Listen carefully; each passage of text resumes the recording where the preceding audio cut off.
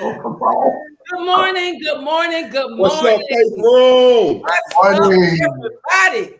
Let's go. Let's go, that Faith Room. Let's go. Let's go. It's Wednesday, a It's witnessing Wednesday. It's a wonderful Wednesday. It's a wellness Wednesday. What y'all got? Patrick. What you say Wednesday? What you say? Hey, why? What you say Wednesday? Come on.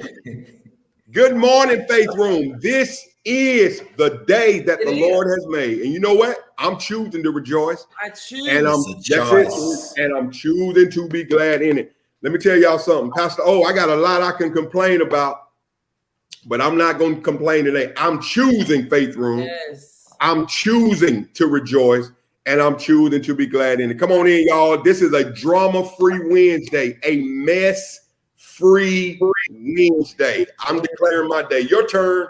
Your turn. Come on. Let's go.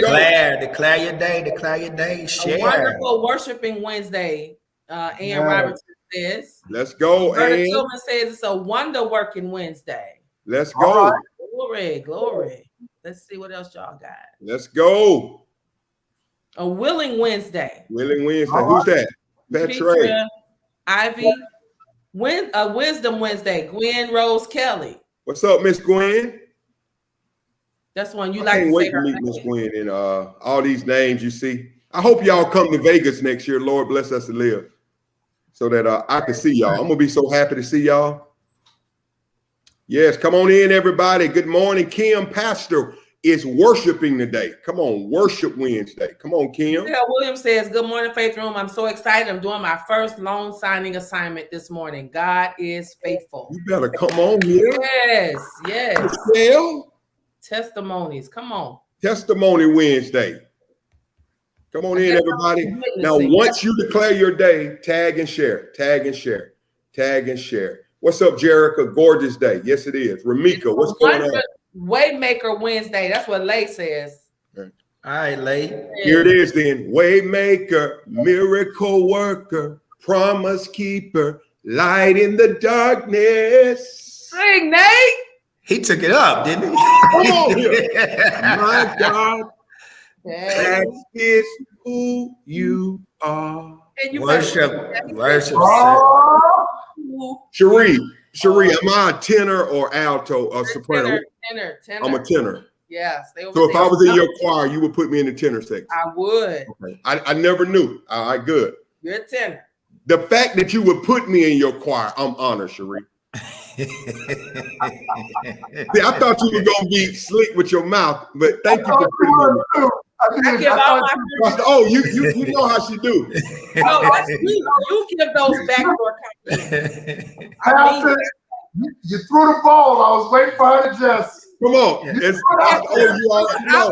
You do the opposite of what the enemy expects. Yeah. Woo. Come on. See, she got on the right shirt today, Nate. There it is. That's why she's acting right. All my clothes are right. She got on the right shirt. That's a fabulous back today. The color displays her attitude. She got a bright attitude today. What's up? That's it, Cam. The attitude is bright. Now Pastor KJ brought up the shirt. I ain't say nothing about the No, sir. Now don't you you have to commend people. You have to commend them when there you go. Thank you. I appreciate it. Let me see what's coming after that, though, because y'all give back those compliments. Y'all just don't see what's going on behind closed doors. That's all I'm gonna say. And I get a witness. Yeah. Pastor Orr is the big brother that say, I'm gonna tell mama when she get home. Say nothing, but he let it go. Yeah, he the one keep us alive. He reel us back in. Stop it. That's him. Y'all, we appreciate everybody. Hey, look, Starla Vance's birthday. happy birthday. Starla. Hallelujah. Happy birthday to you. Happy birthday. Yes. Happy You birthday. ready for that Millie Rock, was you? Yeah.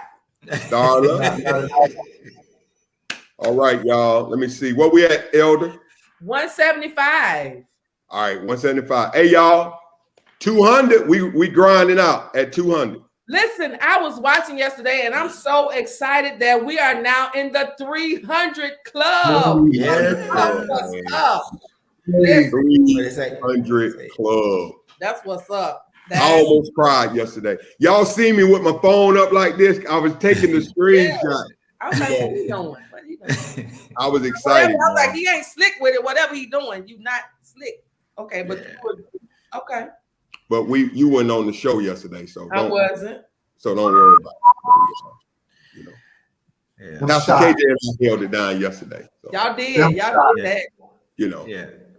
Yep. Alex Geiger. Oh, forgiveness. Forgiveness. Yes, that's what I'm practicing today. See, I didn't get you. I figured you watched it yesterday. That's why. That's why. That's what it is, Horace. That's what it is, Prophet Oshie. Yeah, that's what it was. I didn't get you. She studied her Sunday school lesson. Hallelujah. I got my lesson out. That's what you're doing.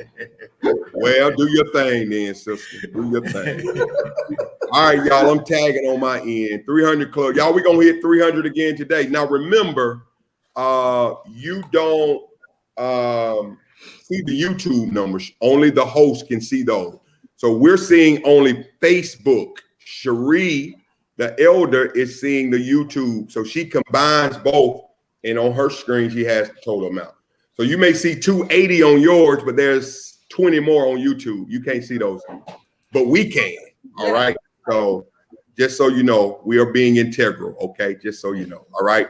So also, y'all, I want to say this because, again, I'm proud of Pastor Orris. Mondays, 7:30 Eastern, Pastor O is on Moments with Pastor O. And then Pastor KJ is on daily at 2:30 p.m. Eastern time. Pastor KJ is doing his thing. So let's support our facilitators, man. We support their heart, their ministry, and we just want to make sure that we show them some love. And Elder Cherie, of course, she's about to start getting her. I don't want to lie, Cherie. Conversation necessary. Worth the conversation. Now, that's a dope platform. Yeah. Elder just got to get her. Elder is a full-time ministry work. Once she get that schedule together, it's over. It's over. I do have one in the making for the 10th. I believe the date is the 10th. 2 Fridays from now. All right. Let us know. Let us know, Elder. But let's support each other, man. Yeah. How can I find their pages? Pastor Orris Pruitt, you want to tell them? They want to know how to find you. And Pastor KJ, how can they follow y'all, man? Yeah, Orris Pruitt. That's it. That's what I'm coming on every Monday morning at 7:30.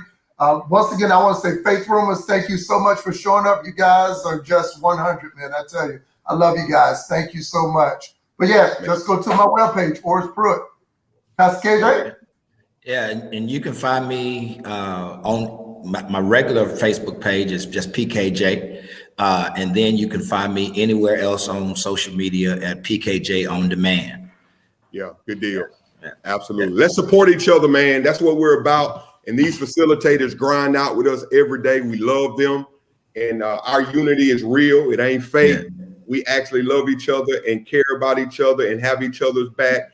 And if I win, if Elder win, they win. If they win, we win. That's how we roll. All right. So ride or die, baby. All right, here we go. Hey, so, we're at 205. 205. Yeah. All right, that's good. And what's going on, Pastor BJ Piggy? Who in Piggy? BJ Piggy. BJ, I follow you, man. Yeah, BJ Piggy got a word in him too, man. Yeah. Okay, let's do this. Let's do this. Guys, if we get 300, normally Pastor hit us and he'll say that he's gonna send us. But if we get 300, we're sending both him and Lady Z. Where you want to go, Pastor? I'll tell you by the end of the show. I got a Ruth Chris in my spirit. Chris, wherever they want to go. Get it on somebody's dime. Island Prime. You said Island Prime in the water in my spirit. I'm sorry. Pastor, somebody said they already in here. KJ, they can't find you on Facebook. Just type in Kedrick Jones. You'll never go wrong. Can't find you, KJ. You're in hiding. You in hiding, bro. All right, good deal. All right, y'all. Listen, let me have. I'll say this. And I have Pastor KJ to give a little intro to our guest. The guest today, man, very short, very sweet. Pastor Scotty Long. I've been knowing him for St. Mark. I got it in 2008, from 2009 until now, at least. We connected from the jump. I was just impressed by his heart, man. Let me just say that. His heart for people, his heart for broken people, his heart for those from the streets. His testimony is amazing, how God changed his life. And maybe he'll give a little bit of that today. I don't know.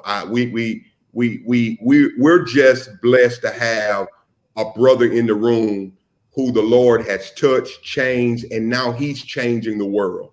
Yeah. And you will not find a brother with a more compassionate heart.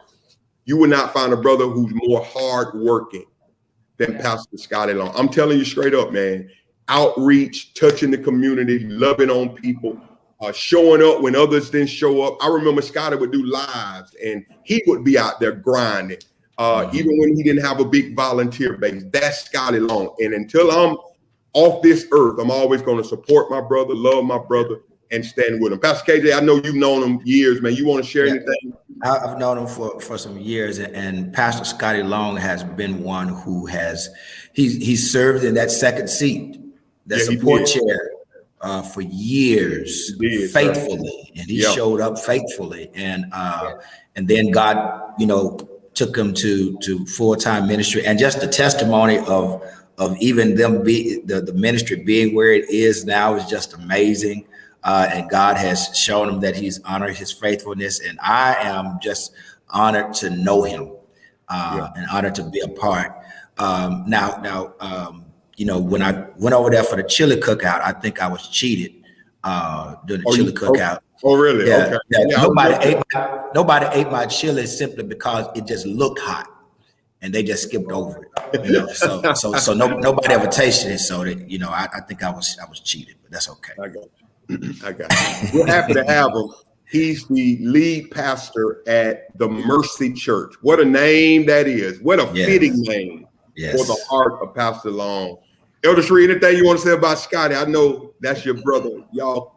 Yeah, we go way back, like seats in the Cadillac. Well, our families are from the same community. We went to the same home church. So, yeah. All right, man. I've known Scotty a long time, and I'm just excited to see the transformation and all of that. God is faithful in absolutely the Testament. Yeah, absolutely. Yeah. So, Cherie, for the first time, we welcome into the faith room on the screen because he's always in the comments. Yeah, always in the room. Yeah. Yeah, Pastor Scotty Long, faith room. Put those hands together for my brother, my friend. Come on, Pastor Scotty Long. Come on, in here. Good morning, guys. Good morning, man. Good morning. Good morning. Good morning. What can I say about you guys? Thank you for that wonderful introduction. I will cash app all of you all when this is over. You owe us nothing, bro. We ain't lied one time. Thanks for having me, guys. Thanks for having me. We love you, Scotty. Man, listen, I'm going to release you, man, because I believe you have a word today. Now, I told Scotty he could be raw and real. I put it in the description about him because I don't want him to feel like he can't be himself. Right. We are raw. We are real people with real concerns. So I'm releasing him to say it how he needs to say it, encourage you how he needs to encourage you. So, man, we're going to release you, Pastor Scotty. And then after you're done, man, if there are any questions, we're going to let the room shoot the questions to you, okay? Have your way, bro. We're going to mute ourselves and let you go to work. All right. Well, let me say thank you guys for this humbling invitation. After we've seen so many great minds on the faith room, to get a call from Nate was very, very humbling. And let me say, Kedrick, thank you. Been a brother beloved for years. Like he said, what stands out most is when we planted the Mercy Church. After the first service, the first day, there's a knock at my door, Pastor Nate, and Kedrick Jones is at my door. And he hands me a seed from his ministry, said they took up a seed for our ministry, the biggest seed we had received. since we started our ministry. And I thank you, Kedrick, for that. Nate, Wow. you know I love you, bro. We connected also through my younger brother, Bishop Jermaine Atkins. Yeah. You guys were friends, so I thank you for your friendship. And like Cherie said, homegirl. I don't know if she talks about her hometown of Seton, Arkansas, but I'm not from there. That's where my mom is from. Exactly. Well, let me say that's where our roots come from. That's what I'm getting to. But with just to get into what you invited me for, Pastor Nate, when you invited me, you told me you would call me back and give me what it is we will be discussing this week. Now, I'm known here in Little Rock as somewhat of a outreach person. Yeah, man. So in my prayer, because I had kind of got that down in my spirit, and when I make presentations, when I'm invited, I can talk about outreach. But you twisted it on me when you gave me this topic of where are we? I'm nervous. When life hurts. Right. When life hurts. And lessons learned from pain.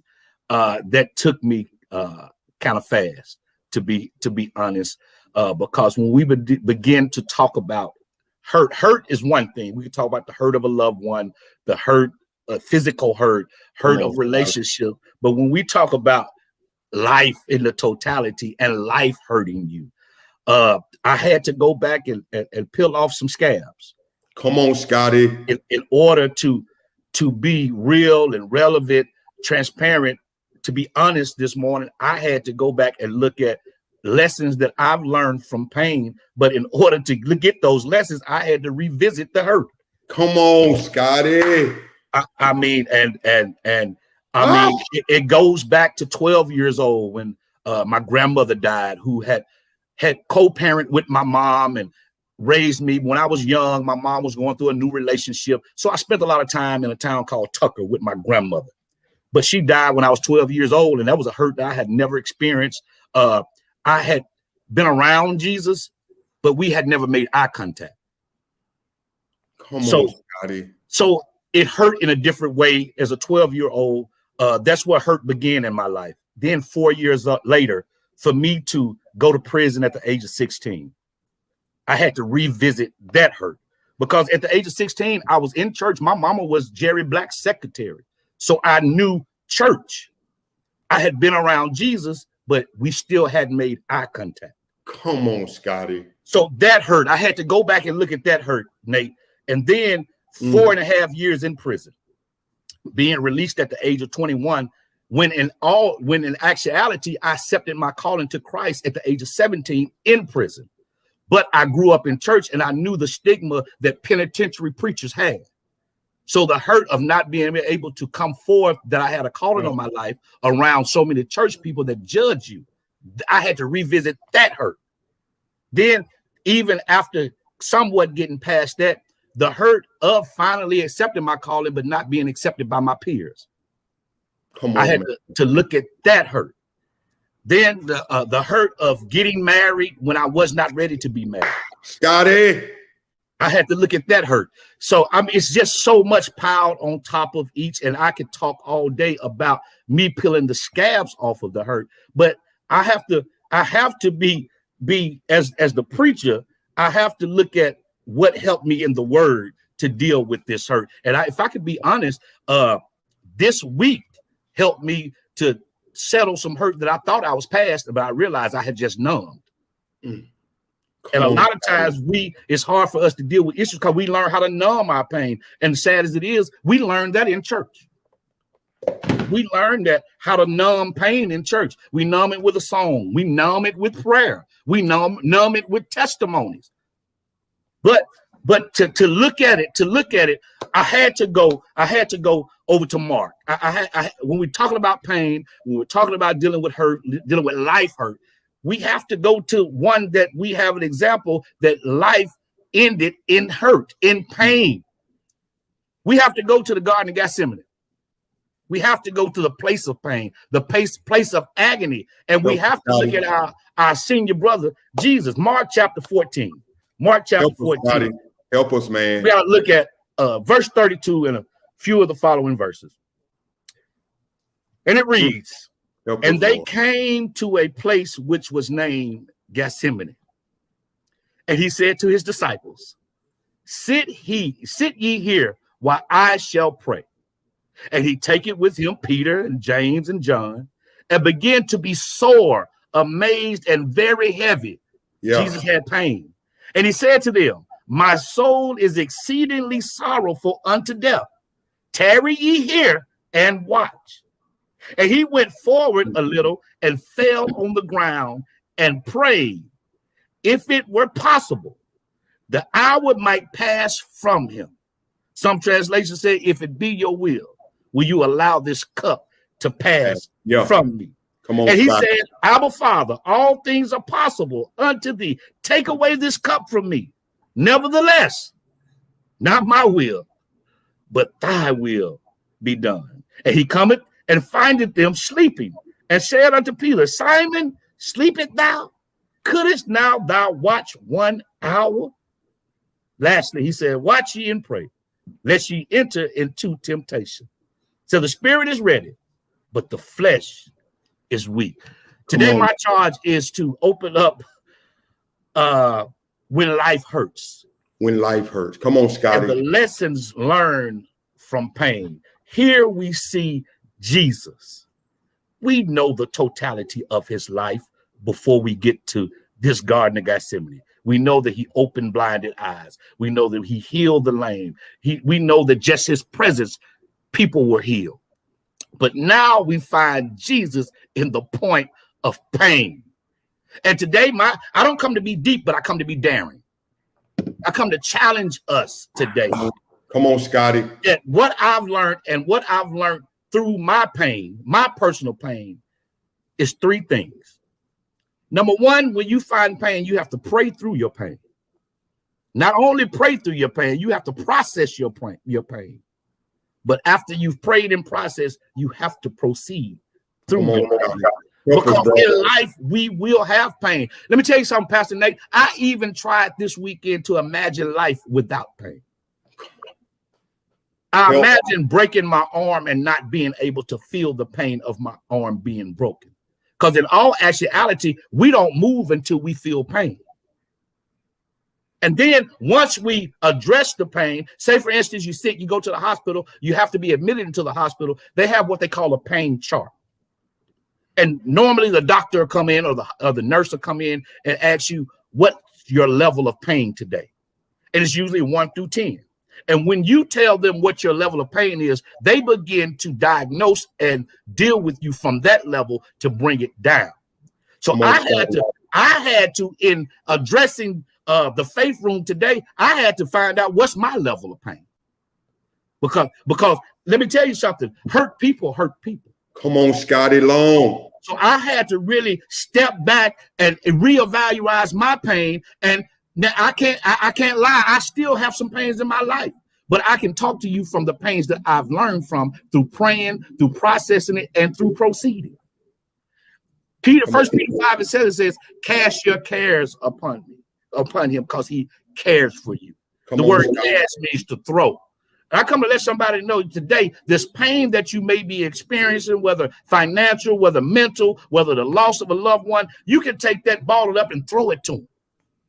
You can let it go. I know it may be easier said than done, but it's easy when you try.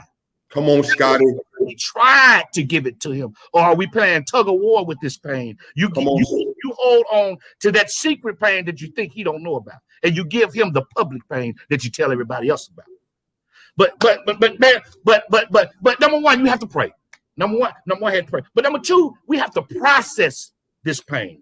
I got a few notes. Aristotle said learning is not child's play. We cannot learn without pain. Gotta have pain to learn. Pain doesn't happen by accident. For the most part, it happens as a function of how you're pushing yourself. And there can be no change without it. For change is always uncomfortable in some way, and great change can be very painful. To get anywhere new, you must leave your comfort zone, and leaving that circle of comfort hurts. We have a circle of comfort hurts. No victory is won with ease. No greatness is attained in comfort. It takes courage to pursue what you know can become. For between you and that achievement is pain, lots of it. Pain of failure, the pain of uncertainty, the pain of your doubts, the pain of fear, the pain of rejection and criticism, the pain of long days, sleepless nights, early mornings. We all deal with pain. But I'm starting to understand and appreciate that situations such as breakups, loss, all can act as a catalyst. Painful as they may be, they are opportunities in disguise that give you the chance to rewrite the stories which attach to the past events that ultimately shape your perception of reality. So many times we arrange our friendship with people based off the pain that we have. I keep some people at bay because the last friend I had hurt me. Come on, Scotty Long. I can't date a new guy because of what the last guy done to me. I can't give this woman my all because the last woman took me for all I had. And we process our relationships dealing with the pain that we are having in our lives. And as people of God, we have to know, yes, we're going to have pain, but at the same time, we have a Band-Aid called Jesus. We have something that helps us in the midst of this pain, because sometimes he's a Band-Aid, other times he's an ointment, and other times he's a healer. It's a process. It's a process. The Band-Aids help the bleeding to stop. The ointment helps the infection not get into the sore. But then after the healing comes, but you still have the scars of the pain. Some say the pain of the heart is the worst kind to experience. There's no surgery, no medicine, no Band-Aid that would truly minimize the suffering. That dull chronic pain feels like it is with you everywhere you go. It's at the core of your thoughts. It haunts you right before you go to sleep. It feels attached as if it's a part of you. Anybody ever dealt with that kind of pain? Most people do not process their pain, their emotional pain. In our society, where we place value on the ability to move forward and move fast. That's what church tells you, to get over it and get over it now, especially if you're a leader. You cannot walk around looking like you have pain in your life. You have to look like you got it all together. We don't take the time and effort it takes to process the pain in order to heal it. That pain remains in the body, developing deeper and deeper roots, affecting seeing life and dealing with life. We try our very hardest to get out of the state of suffering immediately because we associate that bad feeling with weakness and insufficiency. So we tranquilize our pain, we numb it, we escape it, we do everything to avoid feeling it without processing. Come on, Scotty. Then we must process it. And lastly, after we've prayed, after we've processed it, like Jesus. Let me go back to Mark 34. Jesus prayed and processed it. Lord, if it be your will, nevertheless, not my will, but your will be done. Remove this cup from me. But Kedrick, did I see this in the text? Jesus had to deal with. He had to pray, but he had to deal with pooped partners. They were pooped. He went back, they were asleep. They were tired. Scripture said that they couldn't keep their eyes open. But why were they pooped? They had just finished the Last Supper. You know, anytime you eat, you get sleepy. But that's a whole other situation. But lest we look at that. But lastly, we have to proceed because Scripture says that he went and prayed 3 times, and the Scripture says he prayed the same prayer. You don't have to think of nothing new. Just keep bringing the same situation back to God, even though he hasn't forgotten. But it reminds you that you have an open portal to God. So he prayed, he processed, but then he told them, man, y'all sleep. Y'all couldn't watch with me. But lastly, verse 38, he said, come on, let's go. He knew where he was headed to, but he proceeded anyway. Let me tell you something. You may have pain in your life, but you must proceed. You cannot stay in the state that you're in dealing with this pain. You have to move through the pain. Come on. The greatest pleasures in life is the pleasure of pushing through the pain to what waits on the other side. Ask any mother that had a child after 9 months of carrying the child, after hours of labor, but yet when she pushes through that pain, the joy of holding the child in her arms, the joy of seeing her baby, that pain is worth it. I look to the great Roman philosopher Seneca. When I think of this one, he may have lived hundreds of years ago, but he had his great share of pain. And yet, despite it all, he had an interesting way of looking at it, saying there may be pleasure in the memory of even these events one day. One way of handling pain and hardship is, as Seneca did, to look at it retrospectively, as if you've already grown through it. You have to see the end before you get there, because you have to remember the promise that he made before the pain even began. Look at the pain you're going through now, the pain of doing what must be done to achieve your goals, the pain of school, the pain of long hours staying up, the pain of working maybe 2 jobs to get ahead, the pain of raising these children by yourself. All of that is pain. But you look at the pain you're going through now, the pain of doing what must be done to achieve your goals, and you look at it from your future self and imagine the pleasure of the memory of pushing through it. I did that. I made it through. That was me.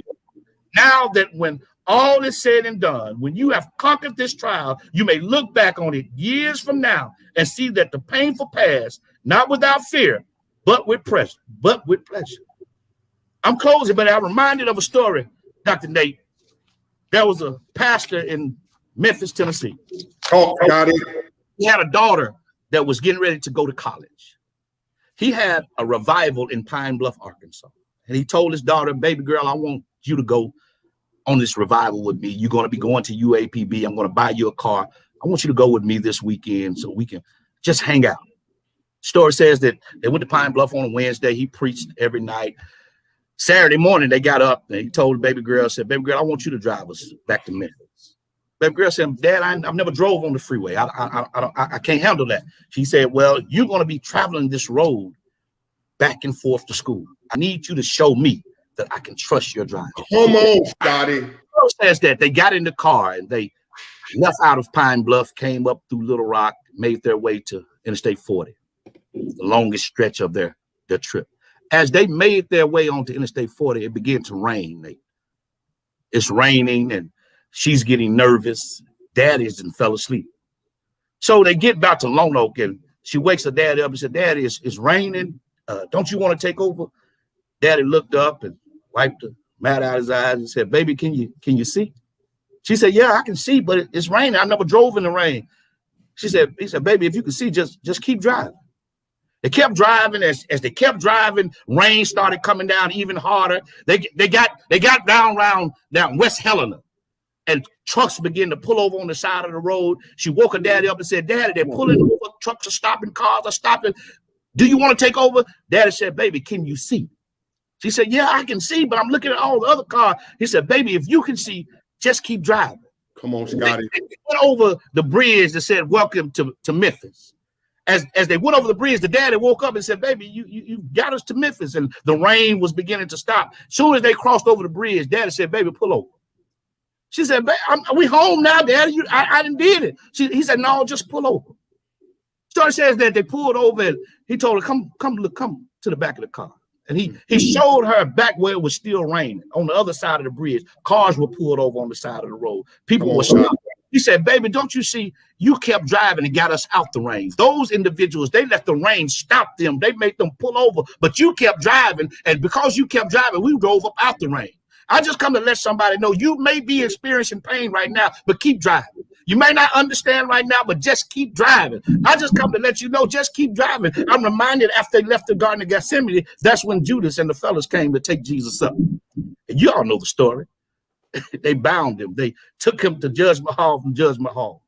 Ultimately, they found him guilty for something he did not do. Y'all know the story. He died on a hill called Calvary. 3 days later, he got up with all power in his hand. And because he got up, you can get up. You can push through your pain. All you have to do is pray, process it, and proceed. That's it, y'all. I thank y'all for inviting me. Yes, sir. Scotty Long, Cherie. There you have it. Yes. Listen, Cherie, how many live do we have right now? Right now, we're at 350. 350 people. 350 people. We're breaking records, Lord. I want to, that's it, Dimitri. Keep driving. Keep driving. Listen, KJ always opens the floor up because we call him Mr. Question Man because he always start off with the question. I need everybody. Thank you, Victoria, for getting this information. I need everybody. If you have a question about pain, let me start with Herman Anthony. Herman Anthony, Pastor KJ, hold that because before. And then there was another one also. Herman Anthony asked this question, Scotty. He's a faithful Faith Room follower. He's a partner at our church here in San Diego, man. He asked, how do you keep preaching through the pain? Through the pain. Pain of life, pain physically. How do you keep preaching through the pain? Can you help Herman, man? Herman, I got you, bro. How do I keep preaching through the pain? Man, you know what? Or do you keep preaching through the pain? I don't know. Most definitely. But I think Bishop Eddie Long said it best. At the height of when he was going through his pain, he came out one Sunday and he told his people, the only thing that keeps me coming back, because when I come back, you're here. As long as God gives you someone to preach to, keep preaching. Keep going, keep pressing through the pain, because you will find that there's purpose in your pain. That's it. Good question. I hope that's the answer. It's the purpose. You have to always see the bigger picture. No matter how many times I've had the towel in my hand. Right now, I'm pastoring with the towel in my hand. At any time, I can throw it in. But the purpose, the people that are blessed, you don't know the phone call for you to invite me to the Faith Room when I'm in the midst of wondering, do I keep going or do I stop? Scotty. Just to be honest, I just celebrated my 6-year anniversary, pastor anniversary last month. And I told my people, I had already said, this is my last anniversary as a pastor. I'm going to fill out your application. I'm going to go take a second chair. I'm just tired. This pandemic. I know it looks like we're striving, we're feeding people. I mean, but I feel like the duck in the pond. He looks like he's gliding across the water, but if you stick your head under the water, he kicking. And man, every now and then the pain of kicking, it gets to us. But if it wasn't for the purpose, wasn't looking at my son, my children, the young people coming up behind me in the church, I have to think about them. When these senior saints get on your nerves, then you have to focus your attention on the babies. Yeah. So, here's Sheree, you said that was another question. Another question. I can't find it, but the question is, how do you know when you have processed the pain? How do you know when that has happened? Good question. How do you know when you have processed it? When you can help others through the same pain. A lot of times we try to change a tire on a car that's still rolling. Oh, that's dangerous. We have to park. We have to park. I can't help you when I'm still dealing with this. There's individuals that have came to me about marriage counseling, and in that season I wasn't in a place because my marriage was messed up. So I had to refer them to someone else. I don't have all the answers. That's why I have a pastor, Bishop Stephen Arnold. If I can't do it, I send you to my pastor, because I'm not too weak to tell you I can't handle that. That's a little, but give me a little time with God and with Google, we're gonna figure it out. That's a shirt, baby. That's a shirt. I'm just saying. Yes, sir. That's a shirt, baby. Yes, it is. If we be honest, Google somebody get me that shirt. Is our ghostwriter. If we be honest, preachers, Google is our ghostwriter. If we be honest. Yes, sir. Come on. Yes, sir. Listen. Yes, sir. Kendrick, go ahead, man, with your question. And then Charlotta, we got you, baby. I got you. That's one of our young adults back in Arkansas. Go ahead, Scott. And I think he answered my question with this illustration, because I was going to ask, how do you see past your pain to the other side in order to proceed through it? But I think you kind of answered that with the illustration, but maybe you want to put it more practically, Well, I mean, not like I say, I didn't come to be deep. I come to be daring. If we are believers, we have the answer. We have the answer. Remember what he promised. I'll never leave you nor forsake you. Mhm. You have to remember what he's already told you. You're going to go through. That's part of the process. Come on, bro. But you have to always, you don't forget to remember. That's it. Doc, you done shut it down with God and Google. Everybody hitting that up. Listen, y'all better give You him. better get your shirt for somebody stealing. Hey, Scotty, you can't be putting Yes, this stuff sir. out Doc, without trademarking. Without like trademarking it. Well, I Yeah. think my mama on here. Mama, print it, get it ready. Get that Get that shirt ready. Get that shirt ready. I know my people. One of my people gonna have that shirt on my desk I'm preaching in that shirt Sunday. It's yours, Doc. It's Scotty, yours. I'll give you credit, but I'm preaching in that Sunday. I got you. I got God We and got Google. We're going to figure it out. Come We're on, gonna Doc. figure it out. We're gonna figure it out. We're gonna figure it out. Listen, Wow. Charlotta, here's a question. Y'all type your questions in. This is a great day. Pastor, you on deck for your question, man. How do you allow the pain to stop you when it seems there's no break in the pain? It's deep pain.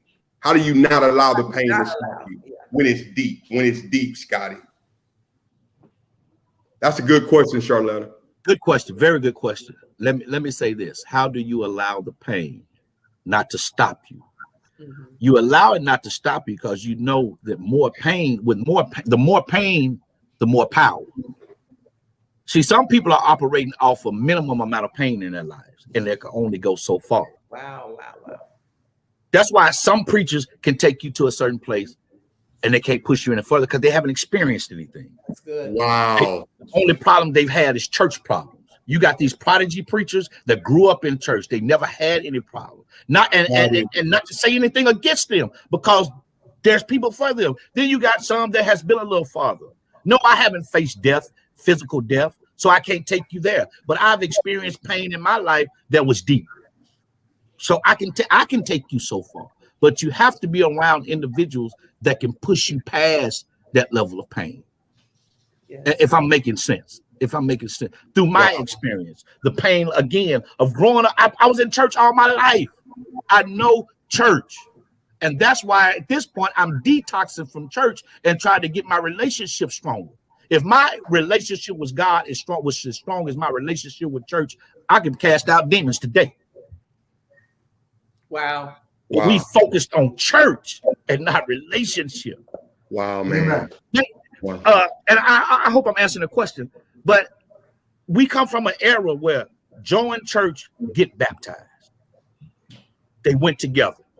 You were taught as a child, you need to join church and get baptized. And that's the totality of our relationship with God. We join church and we get baptized. That makes us saved, but we leave out the relationship. Yeah. Listen, let me get this. Pastor Dennis Hodges, shalom, man. Welcome. That's one of the pastors here. That's my brother. I want to shout him out. Scotty, you mentioned this, and Pastor I want you to come. I want you to hit this, though. Man, you went to prison at 16. 16 years old. I had gotten in trouble in the majority of the Little Rock school systems. And my mom got tired and she took me downtown to the Job Corps office. And they showed me a map and they asked me where would I like to go for Job Corps. And I picked Tulsa, Oklahoma. At 16 years old, they shipped me off to Tulsa, Oklahoma. But I come from the streets of Little Rock, and I learned that drugs were cheaper in Oklahoma than they were in Arkansas, Nate. So that little check that they would give us at Job Corps, I would go to the projects and I would buy drugs from Charlie Wilson's son. He's from Tulsa, Oklahoma. And I would catch the Greyhound bus back to Little Rock on a Friday, wouldn't even contact my family. And I would go to the strip and sell drugs, stay in a hotel, sell drugs, and go back to Oklahoma on Monday. I stayed a little bit too long one day and got caught. I got caught. Didn't nobody lie on me. Didn't nobody set me up. I got caught. I was walking down the street with a pistol in my pants, with a wife beater on, and drugs in my pocket. I got caught. And let me tell you something. That relieves the pain when you're honest with yourself. You stop trying to push point blame on somebody else. That's good. I had to face the fact that I got caught. And because I got caught, I did the time. My. Was it painful? Yes, it was painful, but I did the time. And after doing the time, and after realizing that I'm still valuable to God, no matter what I've been through, that was my course. Paul said, I finished my course. Come on, Scotty. My course may not be your course, but we have to understand our course. Because whether or not, you might go around the same course 3 or 4 times. And after the 3rd time, you should know a little bit about the course. You shouldn't get caught up in the same situations on your course. I hope I'm answering the question. I don't mean to veer off. But yeah, at 16, I went to prison. I did 4.5 years. At 21, I got out. And like I said, it still ran from my calling because, like I said, there was that stigma. That boy, that's that prison penitentiary religion. That's that penitentiary. I grew up around it. So that kept me from being all God wanted me to be because people gave me the pain of I can't come forth. I can't let people know that God come. I'm unlearned. I have an 8th grade education, no college. I would never be accepted amongst preachers. Wow. But it wasn't until God put me in a place and showed me there's a word for the people. Maybe not all people, but for the people that I place in front of you. And when we learn who the people that God are placing in front of us, we won't have the pain of not being able to reach other people. Yes. Yeah. Let me hit this comment. Hold on. I see Pastor Damon Allen says you're telling his story. Pastor Herman Anthony said, wow, can attest he got called 2 weeks before his high school graduation. Wow. His mother is in here to be a witness. So you're reaching people. People are in here. There are more people who can relate than not. I just want I don't know if you see Vanessa Bond Jackson's coming. I want him to hit that because I think that's something that needs to be stated. Cadrick, we can hit this too. Let me find it. Elder, when we focus on church and not the relationship, when you said we focus on church and not relationship, that's important, Scotty. What does that really mean? Because I think we focus on church, but what do you mean by that? Emphasize that. I'm learning that so much that we learned in church is not relevant with life. Everyday life. We learn how to come into this place. Worship, yes, we worship. But all of the side stuff that goes along with it. People that can't run none of their home, so they want to run stuff here. Come on. Come on. People that no one's listening to you on the outside, so you're going to make us listen to you in here. You know, that has nothing to do with our relationship with Christ, because our relationship with Christ, for some of us, it was keeps us peaceful when you get on our nerves with that messenger. So you have to have the relationship. If you don't have a relationship with Christ, you're no good for church. I'm in a place that I teach our people, quit inviting people to church. Because you invite them to hear me preach, to hear the praise team, and they come looking for that, but they don't come looking for God. If you counsel them outside, and you might come on a Sunday while I miss it. The praise team might not have rehearsed. They might miss a note, and that turns them off because what they were looking for is not there. But if you walk them through the plan of salvation before you get there, we can have worship together. Yes. I'm looking for when we open the doors of the church. I need my member popping up and say, I brought sister so-and-so. I walked her through the plan of salvation. We just need you to baptize. Make my job easy. I gotta catch the fish, clean the fish, cook the fish, and then you want it fried hard. And then you want me to put it in your mouth. And like I say, the fish is not enough. You want yours fried hard. You want yours hot out the grease. Well, stick your face in there like a Bobby for apples and get it. I'm just saying, we work with me in this church. We're working together. Yes. Doc, let me get Makina. You say got you sticking your hand down in the grease. Put your face in it. You want it so hot. You know how people is. I'm the fish fryer in my family. Family comes when they'll call and say, Scotty, we coming to town. I want you to fry some fish. And that one cousin get on my nerves that's standing over your shoulder. I want mine hot out the grease. You can't even put it in your mouth hot out the grease. Right.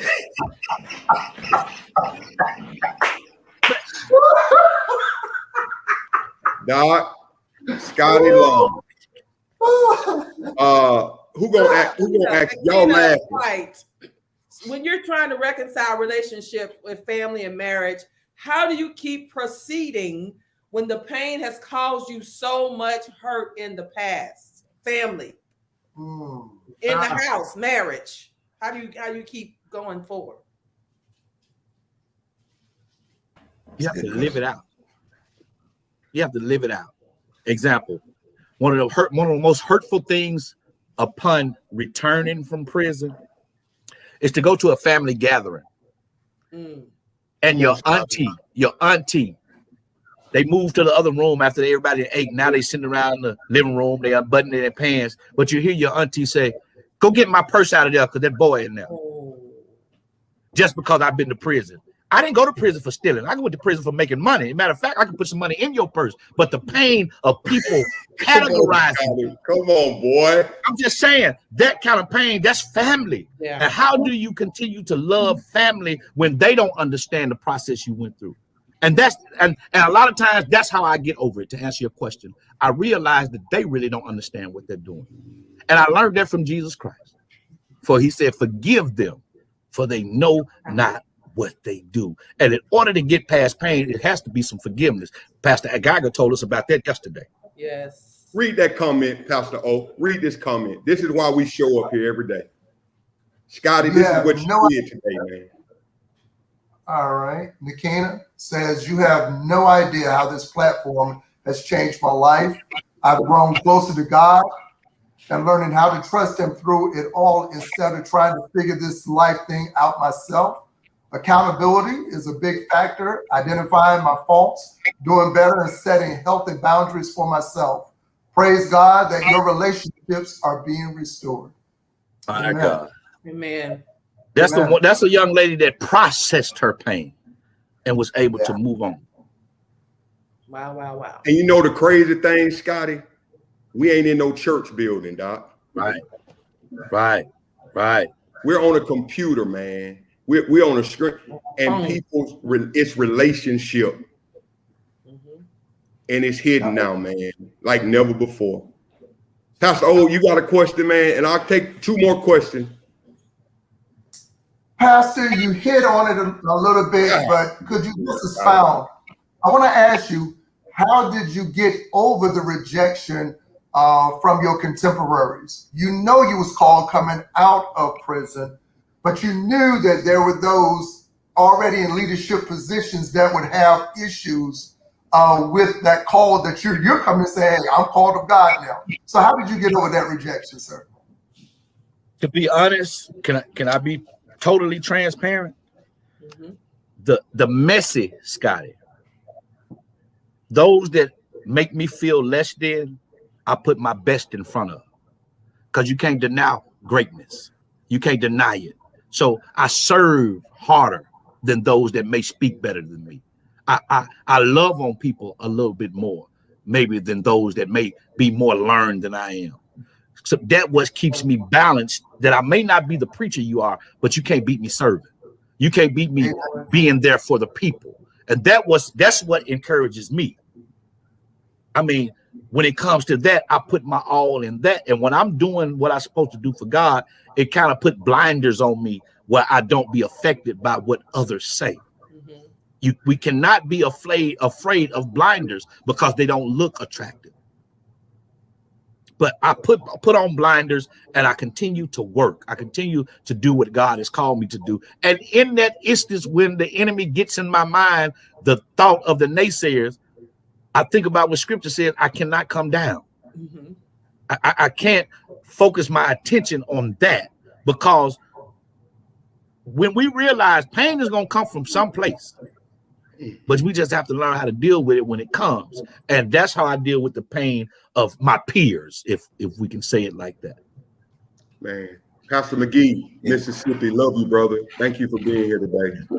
McGee, I'm gonna get you first. Let me ask y'all this, all 4 of you. Why are people so judgmental in the church? It's taught. Yeah, it's taught, and people forget where they came from. Totally. They forget that they needed grace. And they feel like the grace that they received is not low enough for somebody else who needs it. You know, illustration. You know, Pastor Scotty Long came and preached for me when I was at 3400 West Roosevelt Road. And he preached for me, and cockroaches were running across the pulpit, right? Now, if I cannot go back and preach for somebody else when their roof is hanging down, then I forget where I came from. And so oftentimes we forget that the same God that saved us and gave us grace is the same God that can give somebody else grace. And I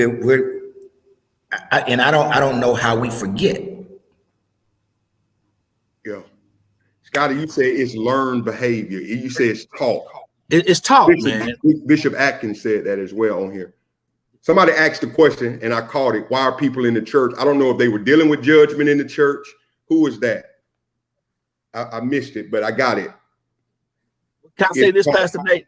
A lot of time that judgment comes from that detrimental statement that we say about people, or we categorize people. We'll say, as long as I'm not bad as him, or as long as I'm not bad as her. We gauge ourselves, and that creates a judgmental attitude.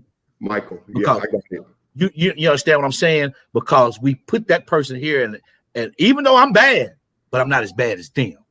We judge the level of bad that we are, and we marginalize our lives around that. When we all are sinners saved by grace. I mean, and I teach my church, I'm transparent, the crackheads talking about the alcoholics. The cocaine snorters talking about the cocaine smokers. They judge, and we all got a problem, but we judge it. The vaccinated talking about the unvaccinated. Talk. We're judging, which leaves individuals confused that don't know either way. We have to be careful of our influence. When we're arguing on Facebook, I'm preaching to myself now. We're presenting ourselves on Facebook in front of non-believers.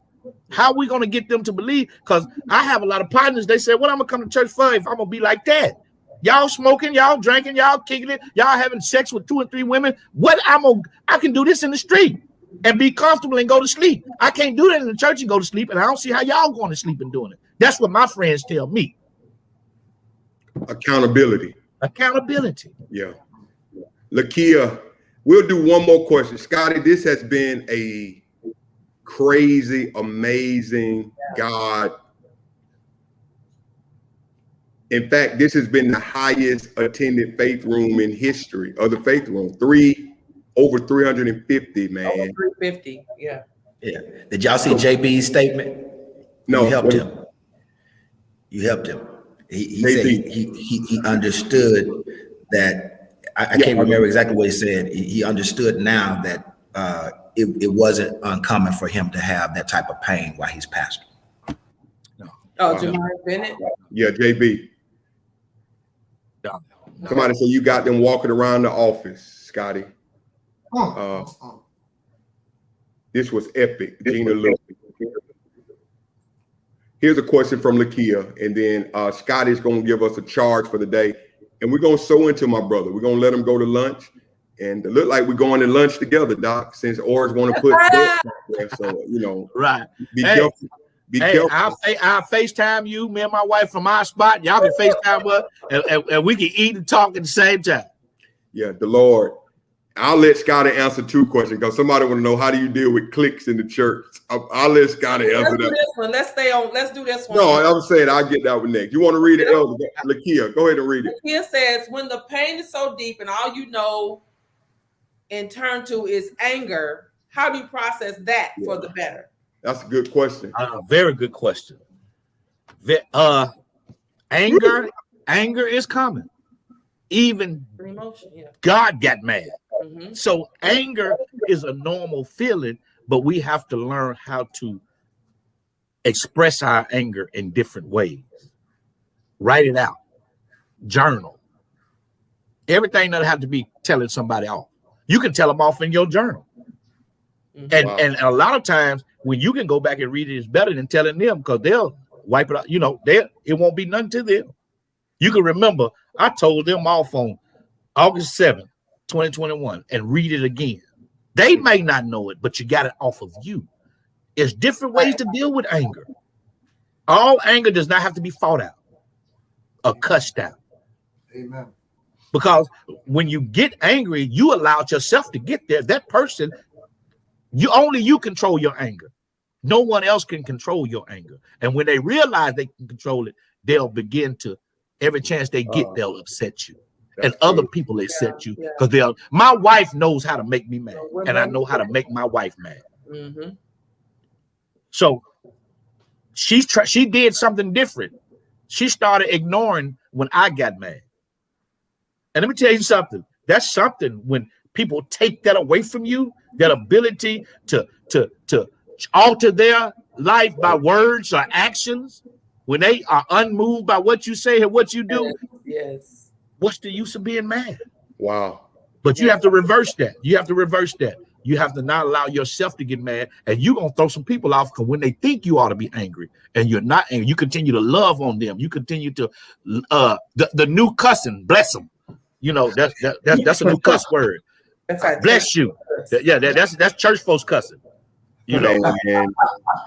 Let me get this question, Tiffany. Somebody say, Brittany, say, please answer Tiffany's question. I guess, Brittany, you dealing with this too. Pastor O, you got it, man. Yeah. How do you deal with family who manipulates for the sake of their own personal gains and selfishness? Cutting off family is something I can't seem to do, but continued forgiveness only hurts me. good question. Family, kinfolk. It's hard to cut off kinfolks. It's hard to cut off kinfolks, but instead of cutting them off, you can limit your communications with boundaries. them. That's it. Boundaries. That is, Catherine. That's it. And one thing that Bishop Arnold taught me: some things you got to be too busy for. Don't give time to them, to those. Wow. And once you begin to limit your time with them, they'll rethink the time that they have with you. It'll be more valuable to them. That's good. That's good. Everybody gets tired of every time I'm around you. We gotta leave on an argument, leave disagreeing. No. If I change the trajectory of that, I don't allow you to get. I don't get into the arguments. I don't allow you to manipulate me. I control this. The power of life and death is in my tongue. So what I say, I'm going to begin to do. We got to stop saying it. We say a lot of stuff. We declare a lot of stuff, but we don't do it because it sounds good. It's t-shirt worthy. But we don't apply it to our lives. Man. That's so Anthony good. Hampton, good to see you, little bro. Danita Page, what's up, Pastor? Love you. I ain't never seen this before. The number's going back up. Over 300 again. Yeah. Man, God is, listen, that's it, Jerica. Time, energy, attention, money. Keep boundaries around them. Wow. Got to have boundaries. Those 4 things. That's so good. I love that, Jerica. Yeah. All right, listen, and y'all. what's so sad about it? Yeah, go ahead, Scott. It's the family that you need your most boundaries. Because friends, you can, like I said, I ain't got to go out to eat with you no more. I ain't got to come over your house. But family, I got to see you at gatherings. So it got to be some boundaries. Yeah. Amen. There's somebody in your family that you know that you just be like, you know what? I ain't even going to deal with that. They've created a boundary that keeps you at bay. But man, thank y'all. I thought Can go ahead. I just click just a little bit because she talked about her continual forgiveness is still bringing hurt. And one of the things that I'm thinking about here is we go back to, I believe our brother talked about it yesterday. You've got to give yourself time to heal. Right. So when you've been hurt, you've got to give yourself time to process that. You can't keep doing it over and over and over and over again. You've got to say, listen, hold up, wait a minute. I got to get off this cycle. And I love what Jesus said. You've got to not only love God, but you got to love your neighbor as yourself. You've got to learn how to love yourself. And when you love yourself, you would then put in those boundaries because I love me. That's good, Pastor O. Listen, y'all, this has been a, what do you call it, Cherie? Not, I want to say record-setting day. It's been a something happened today. I don't know. There was a breaking. And There was. you know, and I'm emotional now because God is showing me this, that you know, maybe this is what the pandemic was all about, man. Getting people closer to God through platforms like this. And y'all, I want to say to everybody in the room, let's just work on our relationship with God, man. Personal relationship with God. And for him to be using this platform, I have no words. Co-host, I don't know what you, I don't know. It's been, again, I'm saying it's epic. It's been, I'm proud of Pastor Terrance. I want to say I'm proud of Scotty. This is my brother. And listen, it's the transparency. What I have learned in leadership, and I think a lot of leaders need to get this. If my leader is transparent with me, if they're vulnerable with me, I'm going to be vulnerable with them. But if you're not, you can't come paint this perfect picture and then want me to spill my guts to you. I think that's why, that's part of God's gracing of the faith room. It's the vulnerability and the transparency. And even when we bring men and women of God in here, they don't mind. There's a grace for transparency in this room. And that's the only thing that's going to break and destroy yokes. God can't bless who you pretend to be. He can't heal who you play like you are. You've got to be real. Got to be real. And it's so many people, I'm being blessed because so many people are able to attest to his testimony today. Yes. People who have been in this room. Yes. They didn't just start coming. So, and some of them are senior pastors. Yes. They're senior leaders. And so I'm just overwhelmed. Yeah. Cherie, you want to see let people know how we can sow into Pastor Scotty, send him a dinner or something. And some of you've been just a blessing to the faith room. And y'all know this don't go to us, Scotty. Right. You know, some people use platforms for personal gain. Man, we pay daycare. Tomorrow or Friday, we're gonna give some more giveaways. Man, I'm just grateful, man. I'm emotional. Y'all better take it from me today. So go ahead, Cherie. All right. So if you want to be a blessing, and I pray, listen, you got to learn to know when it's good ground. This is good ground. Yes. Go ahead and sow your seed. I live by this. I'm going to always sow a seed so that whenever I'm going to have something coming in on every harvest. If I ain't got but 25 cents, I got a seed in that harvest. So I'm looking for something to come my way. And I'm telling you today, this is good ground. We want to sow into this man of God.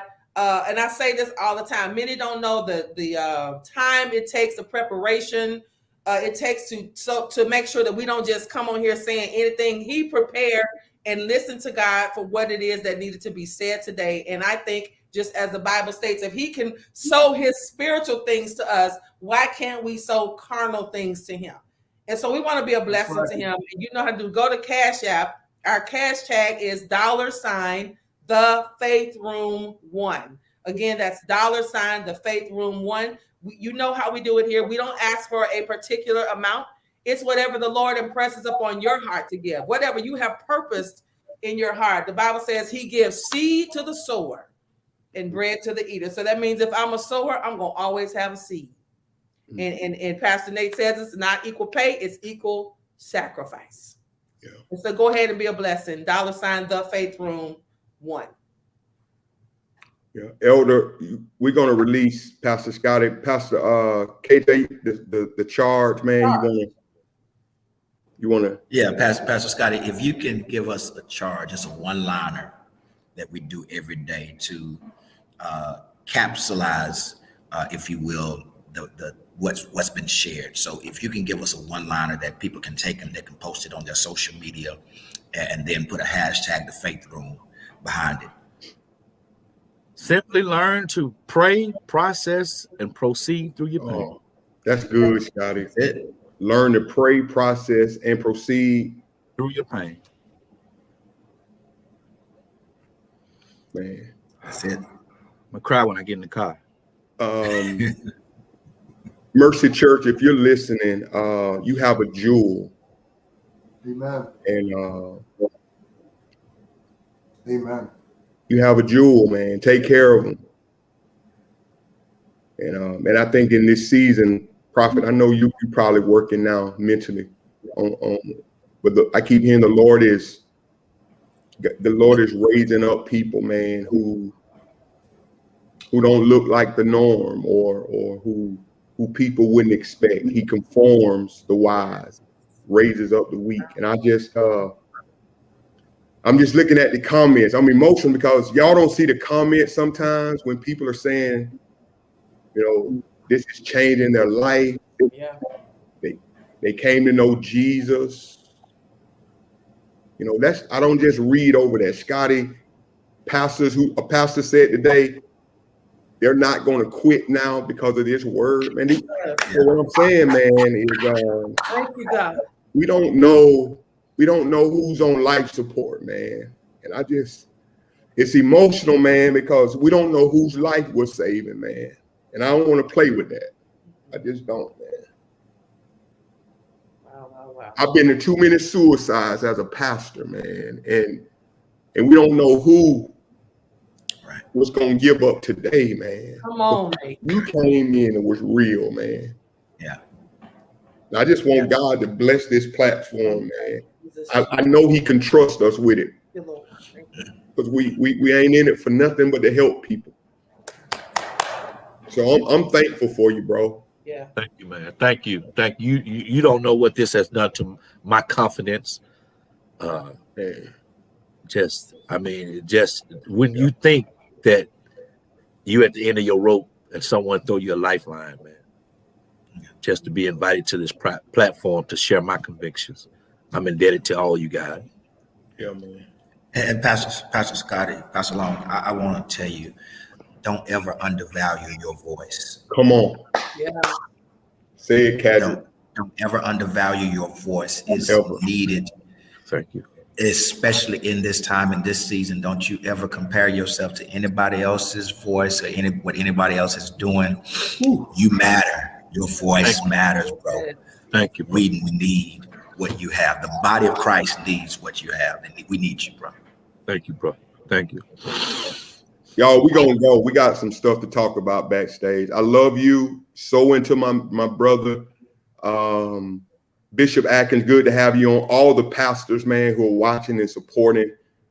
Man, we on the same team, fellas. This ain't about church membership, partnership. We got folk here from all over the country, man. We just in here to give hope. So join the squad, man. We ain't no agenda. We ain't trying to get nobody. We don't even extend people to come to our church unless they ask. But we here to give hope. And I love you guys. We're the Faith Room, real people, real concerns, getting real solution. Tomorrow morning, Pastor Linda Willis will be in tomorrow. Ladies, men, gentlemen, preacher, teacher, powerful woman of God. Linda Willis, Friday, Bishop Quasi Smith. And we'll see what the Lord do the next week. Take care, everybody. Peace. Love you guys. Thank y'all.